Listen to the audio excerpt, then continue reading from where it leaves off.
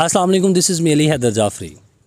दोस्तों, आज आपकी मुलाकात करवाते हैं वस्ती पंजाब के तारीख़ी कस्बा पिंडी बटिया के रहायशी, जिन्होंने अपनी इब्तदाई तलीम इसी कस्बा से हासिल की और ग्रेजुएशन करने के लिए गवर्नमेंट कॉलेज लाहौर गए।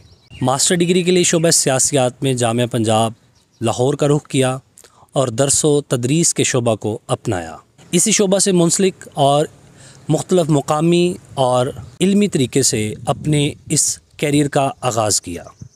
इनकी रिसर्च बेस्ड कावश और इनकी तहकीकी मालूमाती जो मुख्तलिफ़ किस्म की किताबें इन्होंने लिखी, मुख्तलिफ़ किस्म की रिसर्च की, मुख्तलिफ़ किस्म के जो कालम निगारी की, इसकी बुनियाद पे हुकूमत पाकिस्तान ने 2005 में सदारती अवार्ड अज़ाज़ फ़जीलत से नवाजा। सिर्फ यही नहीं, इसके अलावा बहुत से मुख्तलिफ़ दीगर और प्लेटफॉर्म से भी इनको अवार्ड वसूल होते रहे और फिर 7 साल गवर्नमेंट डिग्री कॉलेज पिंडी बटिया में बतौर प्रिंसिपल अपनी खिदमत अंजाम दी। यही नहीं, यूनिवर्सिटी ऑफ लाहौर में प्रोफेसर असद सलीम शेख बहैसियत फ़न और इसके साथ साथ यूनिवर्सिटी ऑफ सरगोदा में प्रोफेसर असद सलीम शेख बहैसियत सफ़रनामा निगार एमफिल सतह पे इन पे मकाला भी तहरीर हुए। इनकी बहुत सी तसानीफ़, जिनमें अफ़गान महाजरीन, घूम लिया पाकिस्तान, रसूलुल्लाह सल्लल्लाहु अलैहि वसल्लम की खारजा पॉलिसी, दुल्ले दी बार, ठंडी सड़क, तारीख़ का पहला पंजाबी वज़ीर आज़म नवाब सादुल्ला ख़ान, कुछ सफ़र भूलते नहीं, अहद मुग़लिया का पंजाब, पंजाब का इल्मी व अदबी विरसा, नगर नगर पंजाब, और सिर्फ़ यहाँ तक ही नहीं, इनके और भी बहुत से शाहकार जो आवाम ने पढ़े, देखे और उनसे बहुत कुछ सीखा। जी हाँ, आज हम बात करते हैं बहुत ही काबिल शफ़ीक उस्ताद प्रोफेसर असद सलीम शेख साहब से। अस्सलाम वालेकुम सर। जी वालेकुम अस्सलाम, कैसे हैं आप? ठीक हैं अल्हम्दुलिल्लाह सर, बहुत शुक्रिया फ़र्स्टली आपने हमें टाइम दिया। बेसिकली ये जो मैं वीडियो बना रहा हूँ, इसका मकसद आजकल की जो नौजवान यूथ है, जो सिर्फ ये समझती है कि कामयाबी और कामरानी एक शॉर्टकट से मिल सकती है। दोस्तों, अगर कामयाबी और कामरानी एक शॉर्टकट से मिल सकती है, तो अगर आप कामयाब लोगों की ज़िंदगी को स्टडी करते हैं, उनका मुताला करते हैं, तो आपको उनकी ज़िंदगी में एक रियाज़त नज़र आएगी, एक मेहनत नज़र आएगी, एक स्ट्रगल नज़र आएगी। प्रोफेसर असद सलीम शेख साहब की ज़िंदगी की जो महवर है वो हरूफ तहज्जी का वो हरफ काफ, जो इनके बकौल इनकी ज़िंदगी में वो जो कीमती 4 काफ हैं, आज हम उनसे रिलेटेड इनसे कुछ गुफ्तगू करेंगे। सर, फर्स्टली ऑडियंस ये जानना चाहती है कि ये जो 4 काफ हैं, ये कौन कौन से हैं? स्टार्ट में तो मैं, जैसे आपने कहा कि दुनिया के अंदर जितने भी कामयाब इंसान हैं, उनकी ज़िंदगी का हम अगर मुतालिया करें तो हमें ये बात बिल्कुल नज़र आती है कि वो शॉर्टकट के ज़रिए से अपनी मंज़िल को नहीं पाया उन्होंने। तो इस लिहाज से ये आपकी बात बिल्कुल बजा, मैं तस्दीक करता हूँ कि दुनिया के अंदर कामयाबी हासिल करने के लिए आपको मुसलसल मेहनत और रियाज़त की ज़रूरत होती है, लेकिन साथ एक और बात कि आपकी मेहनत की डायरेक्शन और उसका रुख जो है वो बहरहाल बेहतर अंदाज से होना चाहिए। दूसरा सवाल आपका जो 4 काफ के वाले से आपने पूछा कि मेरी ज़िंदगी में 4 काफ किस तरह से हैं और इसकी अहमियत क्या है। मेरी ज़िंदगी यकीनन 4 काफ के इर्द गिर्द ही घूमती रही है और उसमें पहला काफ जो है वो मेरी किताब के हवाले से है। ज़ाहिर है मैं शुरू से लिखने पढ़ने के हवाले से वाबस्ता रहा, कहानियाँ लिखी, किताबें लिखी, रिसर्च की, तो मेरी शनाख्त बनी किताबें। और दूसरा, चूँकि मैं जिस शोबे से ताल्लुक़ रखता था और प्रोफेशन मेरा था वो लेक्चरशिप था, फिर बाद में तरक्की करता करता प्रिंसिपल के ओहदे पर पहुँचा, तो मुख्तलिफ़ कॉलेजेस में खिदमत सर अंजाम देने के बाद बिलाखिर 25 साल तक गवर्नमेंट डिग्री कॉलेज पिंडी बटिया जो मेरा शहर था वहाँ पे खिदमत सर अंजाम दी। तो चूँकि हम अपने इस कॉलेज के फाउंडर्स में शामिल थे कुछ और दोस्त के साथ, तो इस लिहाज से इस कॉलेज को बनाने में, इस कॉलेज की तामीर और तरक्की में शुरू से लेकर अब तक जो उसका हिस्सा रहा, तो इस वजह से मेरी ज़िंदगी का दूसरा काफ वो कॉलेज के साथ वाबस्ता हुआ। तो तीसरा काफ वो कश्मीर का है। चूँकि मुझे ज़ाहिर है घूमने फिरने का भी बड़ा शौक़ है, फ़ितरत को देखने का शौक़ है, तो बहुत सारे इलाकों को देखा, नॉर्दर्न एरियाज़ में गया, गिलगित, चित्राल, बल्तिस्तान, हुंज़ा, इन सब इलाकों को देखा। लेकिन जब कश्मीर को फ़र्स्ट टाइम देखा तो फिर उसके बाद मैंने फ़ैसला किया और ये ज़हन में बात आ गई कि कश्मीर जैसा हुस्न शायद पाकिस्तान के अंदर कहीं और नहीं है। तो इस लिहाज से हर साल कश्मीर जाने का इत्तफ़ाक़ होता है, तो मैं ये कहूँगा कि कश्मीर वाकई जन्नत अर्ज़ी है। और चौथा काफ जो है वो कलर कहार है, जो बिल्कुल पिंडी बटिया से जस्ट 1.25 घंटे की ड्राइव पर है और नज़दीक पड़ता है। तो इसका भी ताल्लुक़ कुछ किसी हद तक कश्मीर के साथ यूँ है कि ज़हीरुद्दीन बाबर ने जब इसको फ़र्स्ट टाइम देखा तो इसके आबो हवा को, इसके इर्द गिर्द की ब्यूटी को देखते हुए यही कहा कि ई कश्मीर बच्चा अस्त, कि ये कश्मीर का एक छोटा बच्चा है।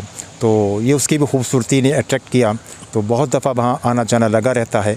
तो इस लिहाज से मैं महसूस करता हूँ कि मेरी ज़िंदगी में ये 4 काफ बड़ी अहमियत रखते हैं। सर फ़र्स्ट ऑफ़ ऑल आपको कब महसूस हुआ कि आपकी ज़िंदगी इन 4 काफ के इर्द गिर्द घूम रही है? अच्छा यूँ हुआ कि अगर आप देखें तो इंसान हमेशा अपने इर्तिका में रहता है।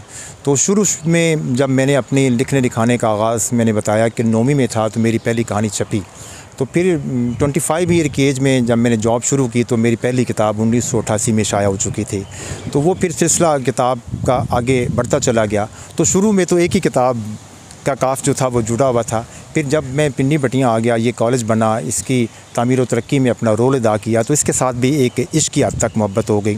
तो वो फिर दूसरा काफ जुड़ गया। फिर जब 2006 में कश्मीर जाना शुरू किया तो उसका काफ जुड़ गया। बाद में जब कलर कार की ब्यूटी सामने आई तो उसका काफ भी जुड़ता चला गया। तो ये कोई एकदम से 4 काफ इकट्ठे नहीं हुए, ये इर्तिकाई मरहले में आपके साथ 4 काफ जो है वो जुड़ते चले गए। हो सकता है कि अगर ज़िंदगी अल्लाह ने की तो कोई और काफ भी आ जाए। सर यही मैं क्वेश्चन करना चाह रहा था कि क्या आपको लगता है कि कोई और काफ भी इन फ्यूचर आपकी लाइफ का हिस्सा बनेगा? जी, ये तो फिर फ्यूचर में जो हमारी बाकी एज है उसमें देखते हैं कि कोई इस तरह का शगफ़ या इस तरह की वाबस्तगी किसी हवाले से हो जाए जिसका नाम काफ के साथ आगाज़ होगा, तो हो सकता है 5वां काफ भी जुड़ जाए। चलें, इस बात पे हम उम्मीद करते हैं। सर मैं 1 बाय 1 करके एक एक क्वेश्चन करना चाहूँगा कि फर्स्टली काफ जो किताब है जो आपकी लाइफ का एक बहुत अहम रुकन है मैं समझता हूँ, और उसमें आप ये बताइएगा कि क्या कोई ऐसी किताब है जो आप समझते हैं जिससे आपको बहुत ज़्यादा पजीराई मिली हो? अच्छा, बिल्कुल ये ऐसी है कि एक राइटर की ज़िंदगी में ना वो भी एक मैंने बताया कि इर्तिका होता है। तो जब आपकी पहली किताब छपती है तो उस वक्त आप समझते हैं कि ये ही मेरा पहला बेटे की तरह का एक खुशी का इज़हार।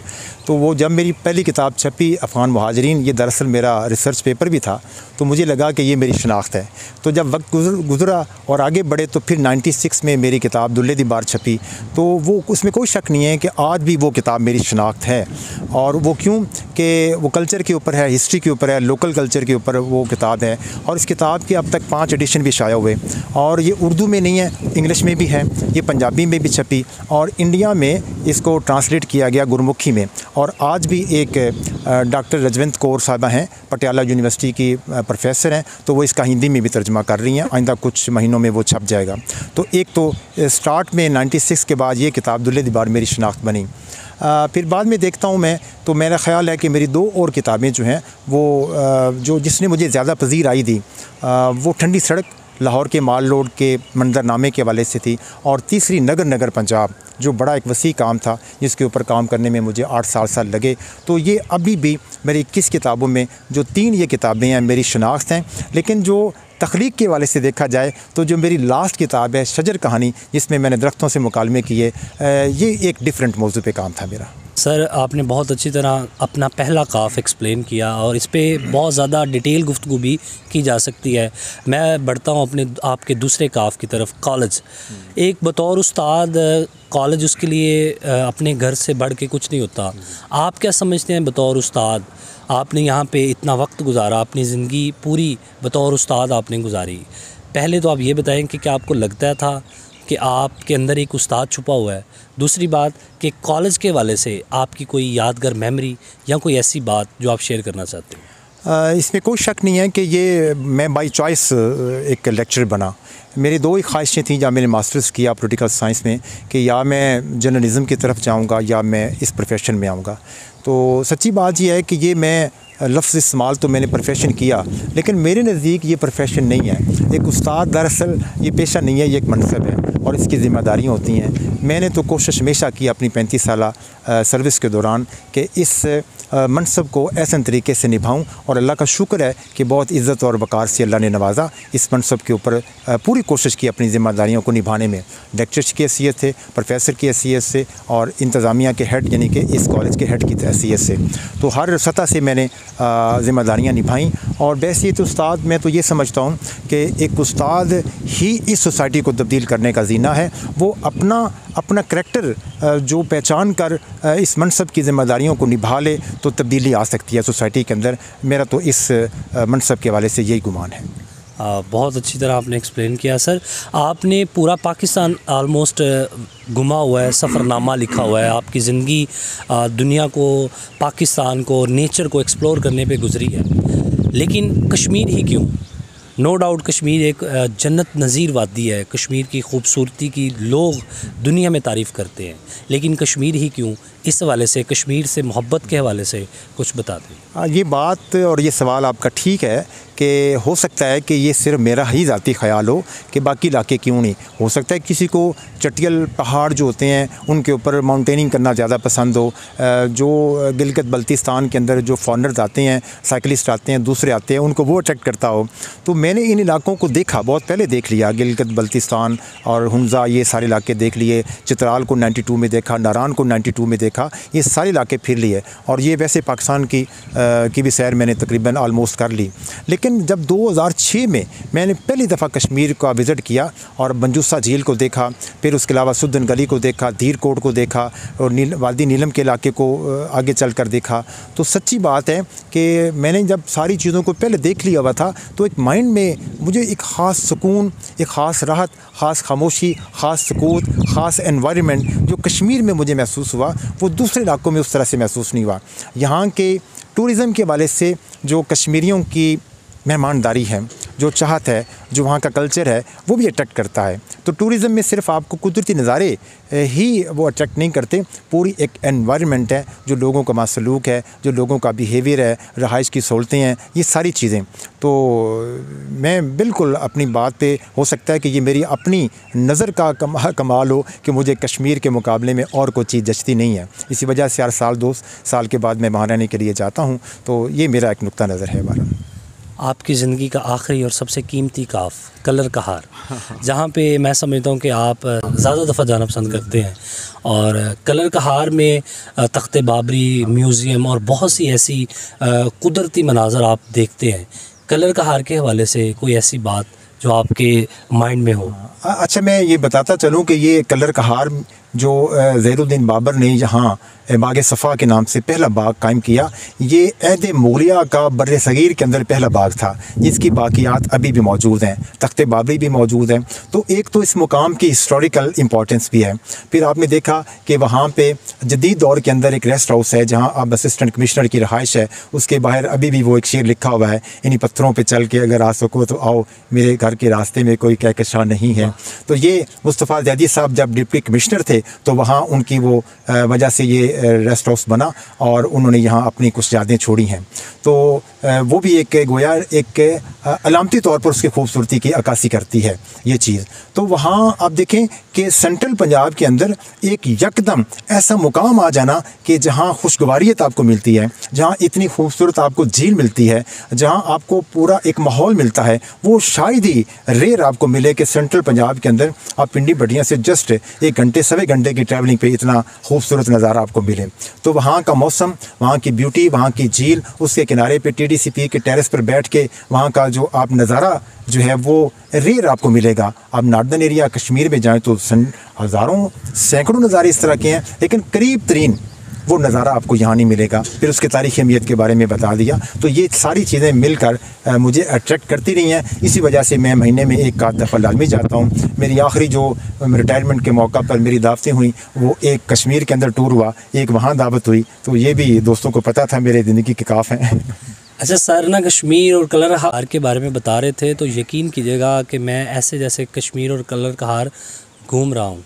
Sir, at the end of the video आप नौजवान को, पाकिस्तान का जो मुस्तकबिल है, उनको कोई मैसेज देना चाहते हैं? आज के नौजवानों को वही बात जो स्टार्ट में आपने की कि मेहनत के बगैर आप अपना फ्यूचर नहीं बना सकते। शॉर्टकट की तरफ मत जाएं। आपके अंदर जो भी सलाहियत है, आपके नंबर कम है, कोई इशू नहीं है, अपने अंदर उस सलाहियत को देखें जो सलाहियत आपको आगे ले जा सकती है, आपके मुस्तकबिल में काम आ सकती है। उसको पहचानें और उसके ऊपर भी मेहनत करें, आपका फ्यूचर ब्राइट होगा। बहुत शुक्रिया प्रोफेसर असद सलीम शेख साहब, हमारे साथ गुफ्तगू कर रहे थे। यहाँ मुझे इजाज़त दें। अल्लाह हाफ़िज़।